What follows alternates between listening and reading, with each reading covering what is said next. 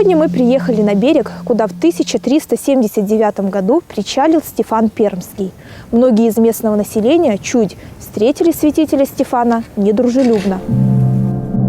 Тогда, много столетий назад, на этих берегах жил древний народ Чудь. Они поклонялись идолам и верили своим богам. По легендам, у Чуди был свой, никому непонятный язык. А еще древние люди собирали клады и владели, как сейчас принято говорить, гипнозом и магией. В Зырянском крае Чудью называли язычников, отвергающих христианство. В Гаму тогда, конечно, не называли, что это Гам. На этой местности жили в основном, значит, люди, которые не верили еще в христианство. Идолам, значит, они верили. Недружелюбно встретили Степана Пермского. От места, где сливаются Вычегда и Северная Двина, и где нынче находится город Котлас, святой Стефан со своими спутниками добрались до селения Гам. Но гамичи, подстрекаемые жрецами, кинулись на него с неистовыми криками и угрозами, желая убить его.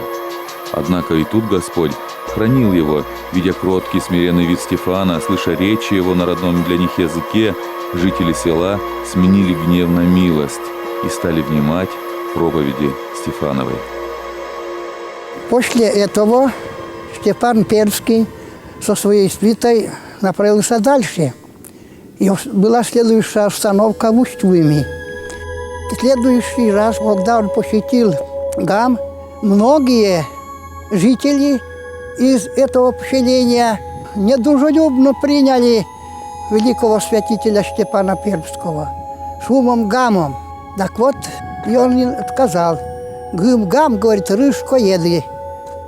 Взрослое население этого местечка питаются в основном, значит, кониной, а детей кормят беличьим мясом.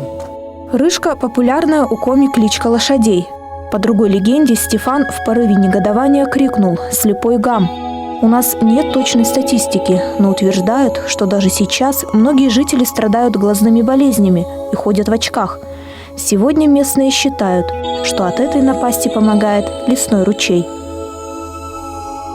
В местечке Мырьерым есть ручей, и в этот ручеек впадают 3 родника.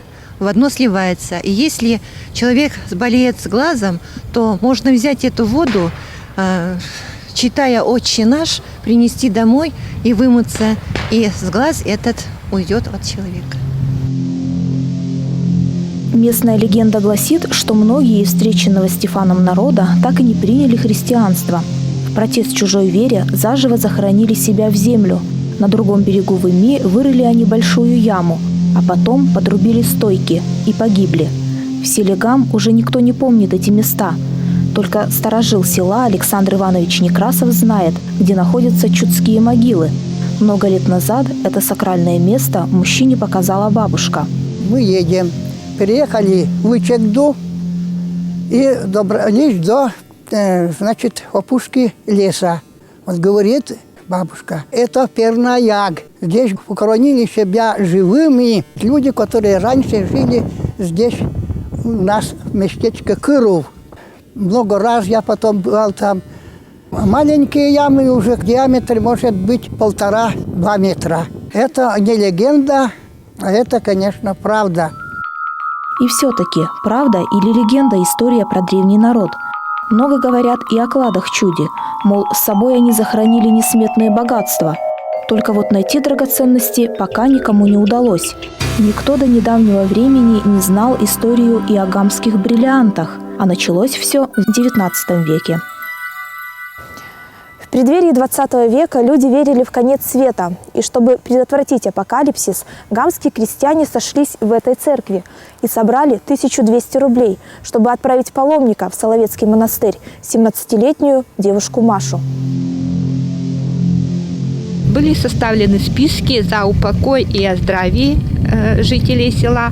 Были переданы вот этой Маше, и она июньским днем села на пароход, который шел сначала до Котласа, а потом до Архангельска. На пароходе девушка познакомилась с пожилой женщиной Марией из Усть-Сысольска. В пути они подружились. Приехав в Соловецкий монастырь, женщины отстояли все службы и через неделю сели на тот же пароход, чтобы вернуться домой, на Коми-землю. Но на реке поднялась большая волна, и пожилой Марии стало плохо. Старушка поняла, что умирает. Именно тогда она решила открыть тайну всей своей жизни. Оказывается, отцом Марии был французский военнопленный Пьер Дюбуа, которого в XIX веке привезли в Усть-Сысольск. Во время московского пожара 1812 года молодой французский солдат на пепелище нашел драгоценные камни. Уже в ссылке он познакомился с молодой служанкой. От Пьера Дюбуа у Коми-девушки родилась дочь.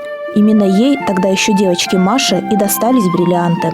Она всю жизнь носила, ей 86 лет, и она носила на груди в мешочке 2 бриллианта. И вот эту историю рассказав, она младшей Маше и говорит: за эту поездку ты стала мне как дочь, поэтому я тебе подарю эти бриллианты, но ты тоже никому не говори. Маша вернулась в ГАМ и все рассказала своему отцу.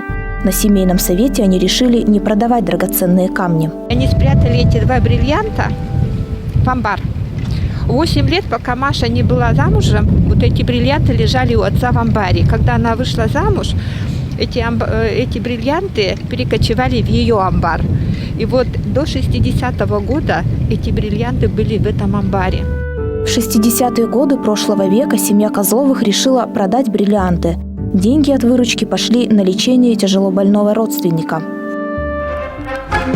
В годы гражданской войны на Усть-Вымской земле проходили настоящие бои. В первые дни ноября 1919 года в село ГАМ вступил отряд атамана Орлова. С 3 направлений вошли белые в наше село.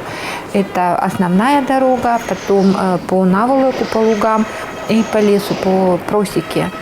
Силы красных – это около 100 человек, 40 – караульная рота из Яринска, 40 человек – это ударские партизаны, и 10-15 человек – местные жители.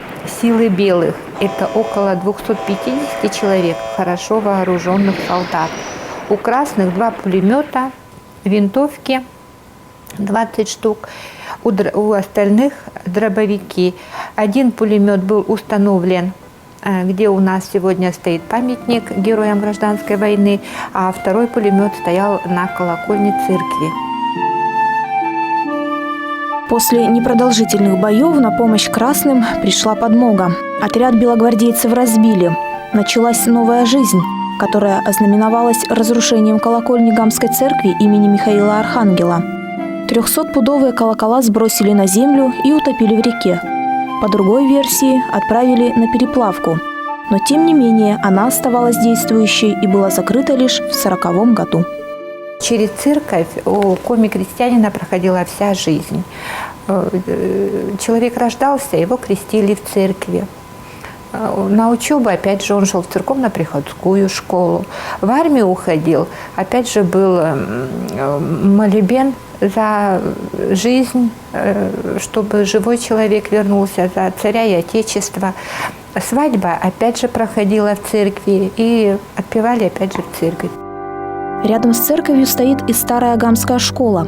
Здание построили в начале 20 века по специальному проекту и без единого гвоздя. Тогда здесь располагалась церковно-приходская второклассная школа. Именно ее в 1904 году окончил известный на весь мир социолог и культуролог Петерим Сорокин.